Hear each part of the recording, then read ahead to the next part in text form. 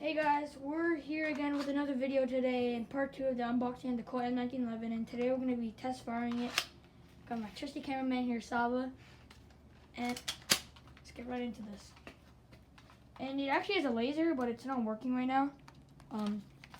The laser's not working for some reason. But let's start firing.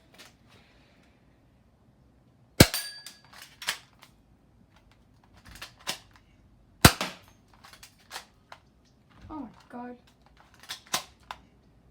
And you have to cock it all the way back till you hear the clicking noise. Otherwise it's... The ammo just falls out. I got a 9 right there.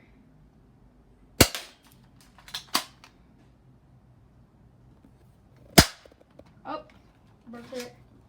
Alright, right there guys, that is a test firing of the M1911. Now let's see what his score is. Please subscribe and like the video, and we'll see you in the next video.